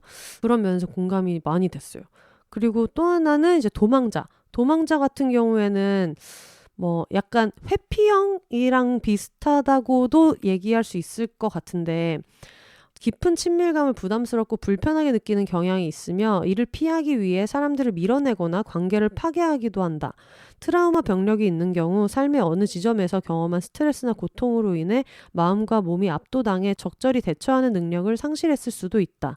때로는 이로 인해 신체로부터 해리가 발생해 이후 신체와의 단절에 영향을 줄 수도 있다. 그래서 여기에 나오는 어떤 알리아라는 예시 같은 경우에는 사람들이랑 좀 가까워진다 싶으면은 멀어지는, 그러니까 뭔가 친밀한 관계를 맺는 거를 좀 어려워하고 데이트를 하거나 이제 외출하게 되면 외모에 대한 불안감이 좀 작용해가지고 아까 얘기했던 결국은 상대방이랑 나랑 있는 상태가 좀 편안해야 연애 감정이라는 것도 생기는 건데 자기 몸에 대해서 너무 어떤 회피를 하게 되고 여기서 불안을 많이 느끼니까 가까워진다 싶으면은 그게 더 많이 발동을 해가지고 어느 정도 이상으로 사람을 좀 만나기가 어려운 그 깊은 관계를 쌓기 어려운 이제 이런 사람들을 도망자로 규정하고 있어요. 이렇게 네 가지로 해서 나눴을 때 나는 이쪽인 것 같다라고 느끼는 것들이 있을 거예요. 사실 이거는 우리가 나는 회피형이 절대 아니야 라고 느낄 수도 있지만 결국은 좀 힘든 일이 있거나 지금 빨리 고찰해야 되는 여러 가지 상황이 있을 때 핸드폰 스크롤, 술, 비디오 게임, 포르노, 쉴 새 없이 바쁜 활동 등을 통해서 현재 순간에서 도피하는 일상적인 습관을 가지고 있는 사람들이 많다고 얘기하고 있거든요. 그러니까 내가 지금 해야 되는 일을 직면하거나 맞닥뜨리면은 뭔가 살아남을 수 없다고 믿기 때문에 갑자기 무의식적으로 막 SNS 스크롤을 한다든가 온라인 쇼핑을 한다거나 하는 것도 도망자의 어떤 일면이라고 많이 얘기하고 있어요. 그래서 결국 도망자는 최악의 시나리오를 미리 상상하기도 하고 뭐 냉소적이고 부정적인 태도를 갖기도 하고 그리고 몸에 있어서도 내가 가진 거를 좀 드러내지 않고 보여주지 않고 없는 걸로 만들기 위해서 여러 가지 좀 활동을 한다고 하는데 키가 크다는 자의식이 있는 사람은 오랫동안 몸을 축소시키려고 신경을 쓰다가 구부정한 자세를 가질 수 있다라고 하는데 제가 실제로 그랬거든요. 늘 항상 짝다리 짚고 서려고 하고 어릴 때 그랬던 게 지금까지도 조금 습관이 된 부분이 있어서 결국은 이런 여러 가지를 다들 가지고 있다. 라고 할 수 있을 것 같아요. 그래서 여기서 좀 인상적이었던 부분을 소개하자면 우리가 특히 몸을 중심으로 생각할 때 어떤 인식된 배신이라고 여기서는 표현을 하거든요. 그러니까 몸은 이런 식이야, 내 몸에선 이런 일이 벌어지고 있어 라고 느끼는 거랑 실제로 거기에서 일어나고 있는 현상에는 너무 괴리가 크다는 건데, 예를 들면 이런 거예요. 어떤 사람은 자신의 몸이 체중 감량 또는 체중 유지 계획을 끊임없이 망치려 한다고 느낀다. 그러니까 자기 몸에 문제가 있다고 느끼는 건데, 여기에서 중립적이고 객관적인 진실은 우리 몸은 굶주림이나 영양실조로부터 우리를 보호하기 위해 음식이 부족하고 제한적인 상태, 다이어트에 처하면 많이 먹으라고 지시한다. 결국 몸은 기근과 다이어트의 차이를 알지 못하며 사회가 요구하는 비현실적인 아름다움과 신체 이상을 이루도록 돕는 게 아니라 건강과 생존 유지를 중시한다. 다시 말하지만 이 사람의 몸은 삶을 망치는 것이 아니라 안전을 지키기 위해서 노력했을 뿐이다. 그렇기 때문에 내가 다이어트 중인데 또 뭘 처먹었다 라고 했을 때도 스스로의 의지력을 탓할 게 아니라 그게 몸이 그렇게 원래 구동하는 방식이라는 거죠. 그래서 이런 이야기들을 하면서 내가 왜곡된 어떤 신체에 대한 이미지를 가지고 있는 이 신체의 이미지 아바타를 제안해가지고, 그러면 내가 이 네 가지 중에 어디에 속하는지를 알았으면, 혹은 어디에 좀 더 가깝거나 어떤 거에 많이 겹쳐 있는지를 알았으면 그 다음부터는 어떻게 해야 되는지를 이제 이때부터 이어서 설명을 하고 있어요. 내가 가지고 있는 몸에 대한 문제가 어떤 게 있는지를 글로 직접 적으면서 좀 찾아가 보라고 제안을 하고 있는데, 적극적으로 이제 고찰해보는 방식을 여기에서 되게 자세히 알려주고 있습니다. 일단 외모 때문에 하는 행동을 다 적어보는 거예요. 나는 뭐 미용은 어떤 걸 하고, 아니면 몇 번 거울을 본다거나 이런 거를 쭉쭉쭉쭉 적어서 운동 규칙, 아니면 옷을 어떤 식으로 입는지 이런 것들을 한번 쫙 정리를 해보고, 나를 굉장히 좀 고뇌하게 만드는 문제 있잖아요. 그러니까 예를 들면 여기에서는 어떤 이야기를 그냥 예시로 얘기하고 있냐면, 결혼을 하고 싶은 분들이 있어요. 내가 결혼을 하고 싶은데 나 같은 사람은 되게 인기가 없을 거야. 지금 내가 이런 외모를 가지고 있다면은 앞으로 내가 원하는 결과는 좀 요원할 수도 있어 라고 한다면, 여기에서는 되게 중요한 거는 신체 중립적인 미래를 위해서 아이디어 작업을 하라고 얘기하거든요. 그러니까 조그마한 범위에서 점점 이제 넓혀가지고 그 목적이랑 의미를 세분화하는 방법을 소개하고 있습니다. 예를 들어서 결혼을 하고 싶다라고 하면, 결혼을 왜 하고 싶은가? 결혼을 하면은 뭐가 달라질 거라고 생각하는가? 부자가 되고 싶고 유명해지고 싶다면 돈이랑 명성을 떠올릴 때 부자가 된다는 거는 뭔가? 유명해진다는 거는 정확히 나는 그걸 어떻게 정의하는가? 라고 생각하면서 물음표 살인마처럼 계속 자기가 이걸 왜 하는지를 생각해 보는 거예요. 이걸 계속해서 파다 보면 결국은 지금 이게 몸이 중요한 게 아니다라는 거를 알 수 있게 된다는 거죠. 그래서 처음에는 내가 뭐를 원하는지를 탐구한 다음에 그 다음부터는 이제 계획을 세우는 거예요. 구체적으로 어떤 계획을 세워서 내가 원하는 걸 성취해 가는지를 이제 보면서, 결국은 그러면은 외모가 문제였던 게 아니다라고 하는데, 그걸 어떻게 찾아가는지가 이 책의 굉장히 좀 좋은 팁이에요.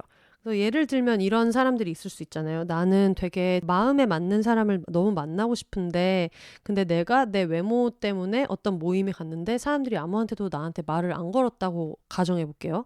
그러면 역시 나는 나 같은 외모의 사람들은 다른 사람들한테 관심이 없어 라고 느껴서 거기서 끝나버릴 수도 있는데, 그게 진짜 외모 때문인가? 그리고 일단 왜 나는 어떤 모임에 갔을 때 사람들이 나한테 말을 걸어주기를 바라는지, 그리고 나는 왜 그런 사람들을 만나고 싶어 하는지를 먼저 생각을 해보고, 다른 방법은 어떤 게 있는지를 이제 쭈루룩 생각을 해보는 거예요.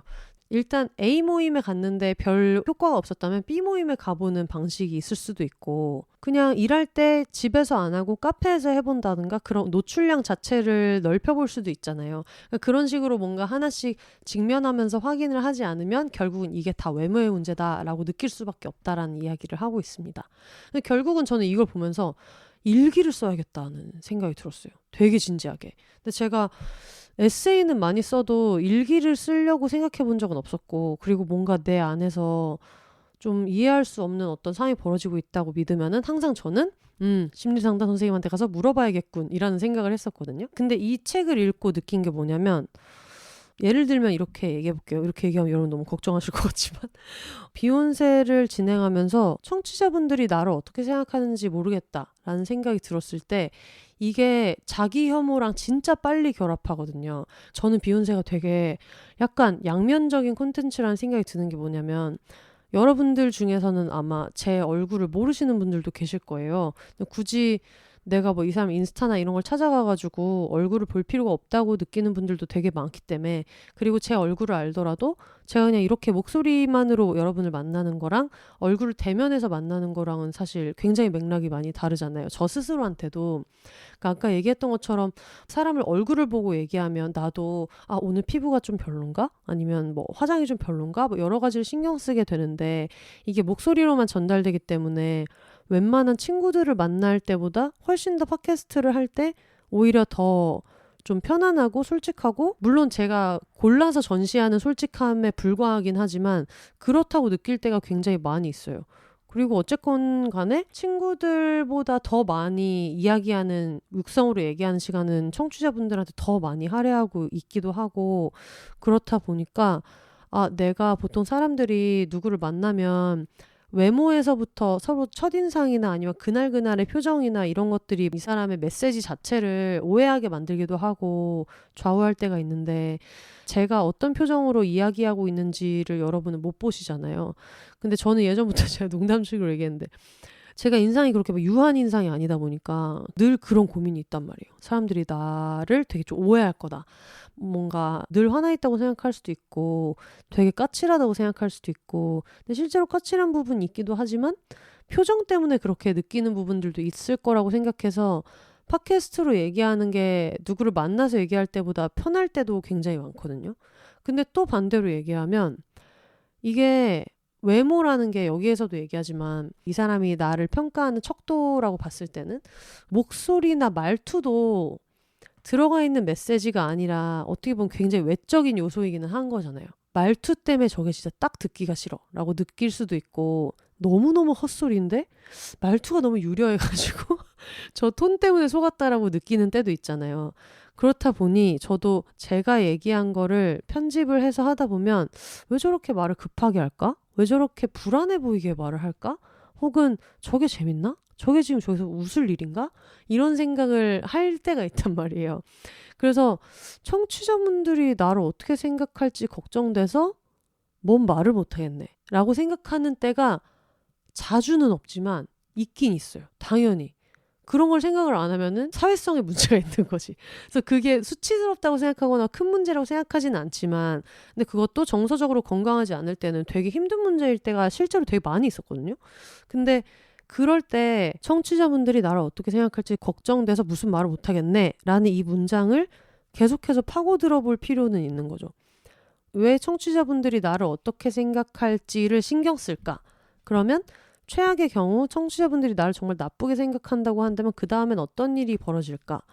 아니면 나는 청취자분들이 나를 어떻게 생각한다고 인지하고 있는가? 이걸 계속 점검해 본다든지, 그리고 어떻게 생각하는지 모르겠다는 것과 그래서 무슨 말을 못하겠네는 사실 분리해서 생각할 수 있는데, 왜 나는 청취자분들이 나를 어떻게 생각할지 모르겠다고 해서 뭔 말을 못하겠다고 느끼는 것일까? 어떤 걸 생각했기 때문에 꺼리게 되는 걸까? 뭐가 걱정인 걸까? 이거를 진짜 물음표 살인마처럼 계속 생각을 해보는 게 중요하겠다라는 생각이 드는 거예요. 그러니까 결국 여기서는 외모 얘기를 자꾸 하는 척하고 있지만 결국은 우리가 사회적으로 사람들을 만나고 사회 안에서 어울려서 살아갈 때 결국은 이게 다 얼굴이잖아요. 말투든 태도든 몸짓이든, 그리고 아까 얘기했던 것처럼 내가 이 사람한테 어떤 걸 잘해줘야만 그 사람도 나한테 잘해줄 거야 라고 느끼는 믿음이라든가, 이게 사회적인 가면일 수도 있고 자아일 수도 있잖아요. 결국은 몸만의 이야기가 아니라는 거죠. 그래서 그 많은 신경 써야 되는 것들이 몸으로 뭉쳐지는 게 있다라는 메시지인 걸로 저는 이 책을 이해했거든요. 나는 예쁘지 않은 것 같아. 나는 표정이 별로인 것 같아. 나는 뚱뚱해서 사람들이 날 좋아하지 않을 거야. 이런 이면에는 사실 그거보다 더 큰 문제가 있다. 내가 어떤 식으로 커뮤니케이션을 하고 싶은지, 상대방에게 어떤 존재가 되고 싶은지, 그런 존재가 돼서 내가 이 사람한테 얻고 싶은 건 뭔지, 그리고 앞으로 내가 구축해가고 싶은 관계가 뭔지, 이제 이런 것들을 생각하게 되는 전환점이라는 생각을 굉장히 많이 했거든요. 그래서 저도 이걸 보면서 진짜 일기를 써야겠다라는 생각이 굉장히 많이 들었어요. 그래서 이게 또 막 연결돼 있는 얘기기는 한데 저희가 또 다음 주에 또 그 색춘문예 또 하지 않겠습니까? 이제 야한 얘기를 할 건데, 이거 같은 경우에도 되게 마찬가지인 거예요. 어떤 분들은 자기 몸에 대한 어떤 혐오감이 있고 그리고 지금 하고 있는 섹스를 만족하지 못하는데 이게 너무 뭔가 나 스스로에 대해서 별로 몰라서인가? 라고 느끼는 데서 출발할 수도 있잖아요. 그렇다 보니까 어떤 내가 섹스 때문에 문제를 겪는다라고 하면은 더 좋은 섹스를 위한 행동 목록을 만들려고 여기서 제안하고 있어요. 강좌 수강을 한다거나 아니면 어떤 그런 킹크 파티에 가본다거나 섹스토이를 산다거나 아니면 나만의 어떤 그런 리디북스에 들어가서 뭐라도 읽는다거나 쾌락 일기를 쓴다거나 이런 거를 여러 가지를 해가지고 아이디어를 쭉쭉쭉쭉 다 써서 그래서 그거를 뭐 추가하거나 수정하거나 삭제하면서 여러 가지를 좀 시도해보는 그래서 결국은 내가 생각할 때는 나는 뭔가 내 몸에 대한 거부감이 있어서 자신이 없어서 섹스가 싫은 것 같아라고 하지만 사실은 그게 아닐 가능성을 일단 다 열어보고 생각을 해보다 보면 점점 내 모든 인생에서 일어나는 일 중에 몸이 차지하는 비중은 점점 더 작아질 거라는 게 이 신체 중립주의가 이야기하는 방향인 것 같아요. 이런 식으로 계속해서 반복을 해나가면서 일상에 있는 여러 가지 문제들을 조금씩 축약해 가보자라는 게 신체 중립주의의 되게 중요한 부분인 것 같아요. 그러면서 여기에서 굉장히 중요하게 이야기를 하는 게 수치심을 부숴야 된다라고 얘기해요. 이거를 사람들이 수치심을 부수는 방법이 여러 가지가 있는데 그동안의 어떤 바디 포지티브에 대해서 얘기할 때는 여러분 스스로의 몸을 사랑하세요. 끝! 약간 이렇게 되는 경우가 많았잖아요. 사랑이 문제가 아니라 이게 지금 수치스러운 수준인데 갑자기 내가 내 몸을 긍정할 수 있나? 라고 생각할 수 있잖아요. 근데 결국은 이 수치심이 한심한 사기꾼이다라고 여기서는 표현해요. 그래서 이 한심한 사기꾼인 거를 증명하고 이 힘을 약화시켜야 된다.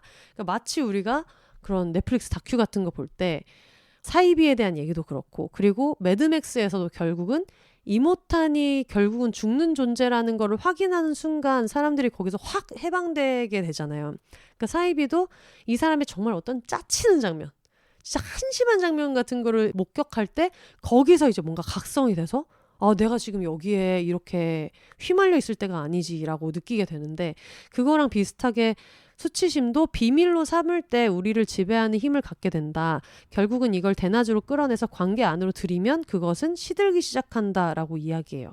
수치심을 없애는 방법을 굉장히 많이 이야기하고 있는데 저는 이게 좀 중요한 포인트라는 생각이 들어가지고 요거는 책을 구입해서 보시면 아실 수 있습니다. 처음에는 몸 얘기를 하는 척하면서 시작했지만 나중에는 사랑받을 가치가 있다고 느끼는 법, 부모님과의 관계를 개선하거나 받아들이는 법, 버림받는 두려움을 극복하는 법, 감정과 욕구에 대한 수치심을 극복하는 법, 오래된 문제를 치유하고 처리하는 법, 식이나 몸에 관한 문제 없이 대처하는 법 이런 것들을 여러 가지 소개하고 있어요. 굉장히 좀 친절하게 지금 4가지 아바타로 나눴잖아요. 자기 대상화자, 성취지향자, 그리고 아웃사이더, 도망자 나눴는데 이 사람이 그럼 지금 당장 내일부터 뭘 연습해야 되는지 그리고 읽어봐야 되는 책이 뭔지 책 리스트까지 전부 다 이야기를 하고 있습니다.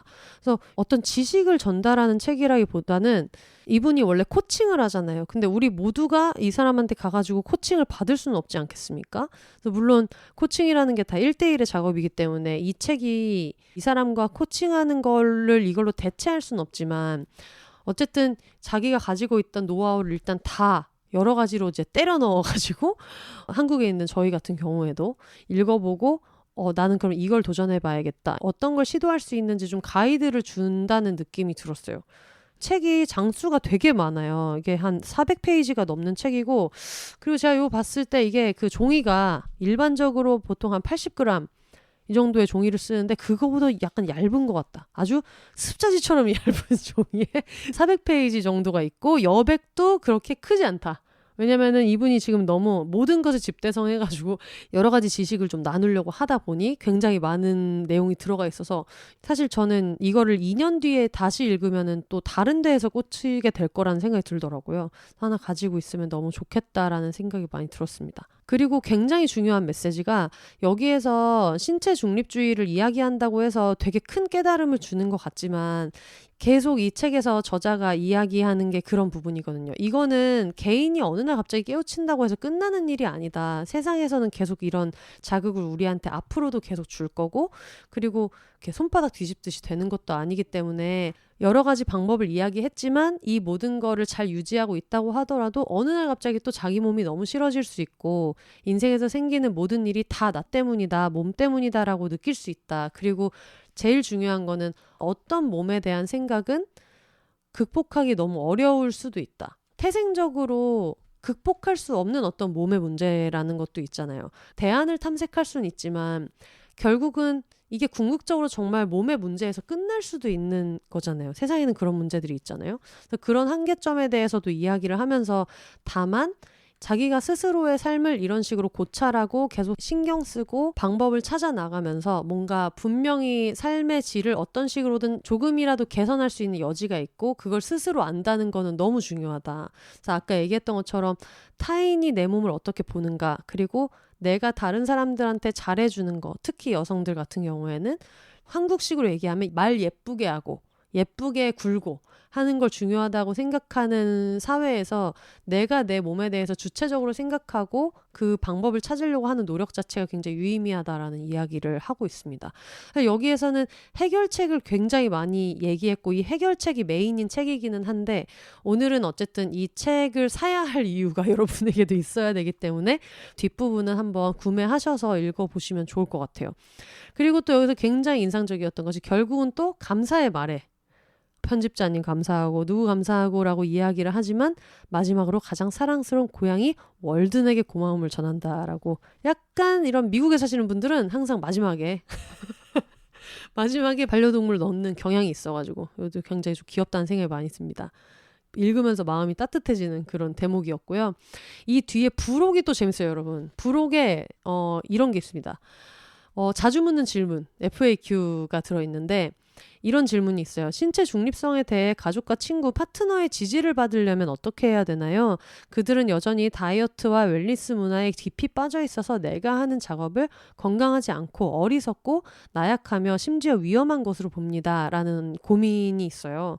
그리고 또 저는 제 몸과 외모에 대한 부정적인 생각을 해소하려고 노력 중이지만 다른 사람들이 계속 그것들을 강화시켜서 힘이 듭니다.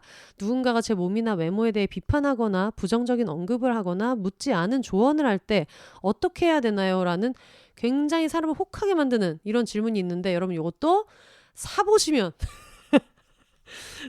알 수 있다. 굉장히 따뜻하고 명쾌한 답변들이 있습니다. 그래서 요거는 한번 구매해가지고 보시면 좋을 것 같은데 사실 이 답변까지 알지 않더라도 오늘 한 이야기만으로도 뭔가 내 안에서 그럼 나도 나 스스로를 좀 더 들여다보고 싶다라고 느끼는 분들이 저는 충분히 있을 거라고 생각하거든요. 책을 구매하신다면 정말 베스트겠지만 그렇지 않더라도 이번 계기를 통해서 내가 느끼는 욕망이 어디에서 왔을까? 결핍이 어디에서 왔을까? 정말 그게 다 내 몸 때문일까? 라는 거는 한 번쯤 생각해 보실 것 같아요.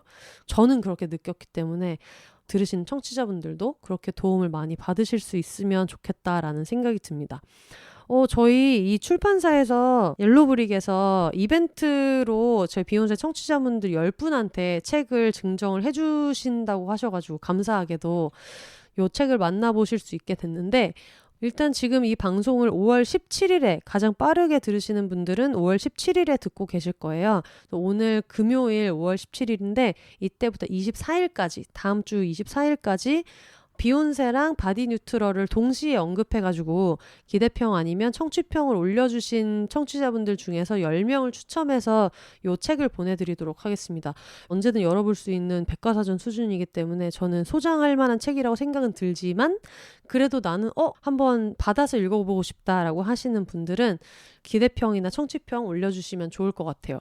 인스타그램이랑 트위터, 지금 이제 X죠. 인스타그램 X, 구 트위터, 그리고 이번에는 네이버 블로그에도 같이 제가 한번 찾아볼 테니까 올려주시면 비욘세 그리고 바디 뉴트럴 같이 언급해가지고 왜 읽어보고 싶은지 아니면 오늘 방송 어땠는지 올려주시면 저희가 10명을 추천해서 보내드리도록 하겠습니다.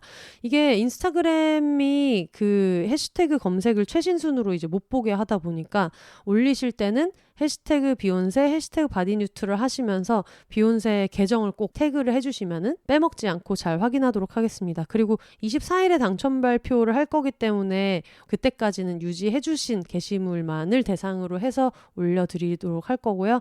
아무래도 미리미리 올려주신 분들에게 당첨 확률이 조금 더 높다라는 말씀도 같이 드릴게요. 보고 싶으신 분들은 잊지 말고 꼭 이벤트 참여해 주시면 좋겠습니다. 그리고 여러분 요 책이 다음 주에 아마 영혼의 노숙자에서도 소개가 될 거예요. 지금 이렇게 책에 대한 개괄적인 거는 제가 소개를 해드렸고 영노자에는 또 깜짝 게스트 분이 나오셔가지고 몸에 대한 관념이나 성교육 면에서도 굉장히 활발하게 하고 계시는 게스트를 제가 이제 남의 방송이라 제가 스포를 할 수는 없지만 나와가지고 이 책에서 좀 더 확장된 이야기를 영혼의 노숙자에서 들려주실 수 있을 것 같아요. 들어보시고 좀 관심이 생긴다, 이 얘기를 좀 더 들어보고 싶다 하시는 분들은 영혼의 노숙자 다음 방송을 기다리시면서 책 이벤트 신청해 주시고 또 다음 주 영노자도 또 다른 느낌으로 많이 즐겨주시면 좋을 것 같습니다. 오늘 소개해드린 바디 뉴트럴 말씀드린 대로 옐로브릭 출판사에서 나왔고요. 제시 닐랜드라는 작가님이 지으셨고 임혜진 번역가 겸 대표님이 직접 발행하시고 또 번역해 주셨습니다. 이 표지가 특정한 이미지가 있는 게 아니라 진짜 흰 도화지 같은? 근데 뭔가 그라데이션처럼 조금씩 변화하는 느낌을 살린 디자인이어가지고 이것도 굉장히 좀 인상 깊었는데 이 표지 디자인을 말리북에서 해주셨는데 디자이너님도 디자인 의뢰를 받으시고 평소에 관심 있던 주제여서 굉장히 디자인하게 돼서 기쁘다라고 이야기를 하셨다고 하더라고요. 그래서 처음에 시안 받았을 때 첫눈에 마음에 들어가지고 표지도 순조롭게 정해졌다고 합니다. 그러면서 또 대표님이 이런 말씀 해주셨어요. 이분이 약간 야수의 심장으로 요즘 출판기가 굉장히 어려운데 초판 물량에 비해서 책을 좀 많이 찍었다고 하십니다.